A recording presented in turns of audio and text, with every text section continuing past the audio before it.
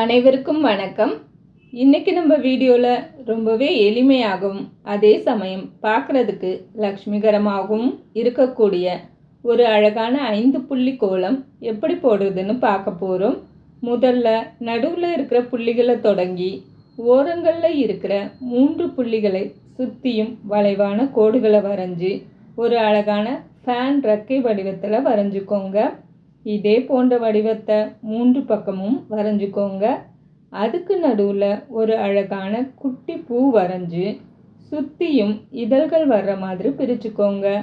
நடுவில் இருக்கிற புள்ளிகளை வச்சு ஒரு வட்ட வடிவிலான அமைப்பை உருவாக்கிக்கோங்க. அடுத்ததாக இந்த வட்டத்தை சுற்றியும் வளைவுகளையும் இதழ்களையும் மாற்றி மாற்றி இணைச்சிக்கோங்க. இடைவெளிகளில் வெள்ளை புள்ளிகளை வைக்கும்போது கோலம் இன்னும் எடுப்பாக தெரியும். 3 பக்கமும் இதழ்களுக்கு நடுவில் குட்டி குட்டி பூக்கள் வரைஞ்சி அதுக்குள்ள லேசான காவி அல்லது சிவப்பு நிறம் கொடுத்தீங்கன்னா பார்க்குறதுக்கு ரொம்பவே அட்ராக்டிவாக இருக்கும். அடுத்ததாக கோலத்துக்கு நடுவில் மஞ்சள் வண்ணம் தீட்டும்போது இது பார்க்குறதுக்கு ரொம்பவே பிரைட்டாக இருக்கும். அவ்வளவுதாங்க. குறைவான நேரத்தில் தினசரி வாசலில் போடுறதுக்கு ஏற்ற ஒரு சூப்பரான கோலம் ரெடி ஆயிடுச்சு. இந்த கோலம் உங்களுக்கு பிடிச்சிருந்தா கண்டிப்பாக ட்ரை பண்ணி பாருங்கள்.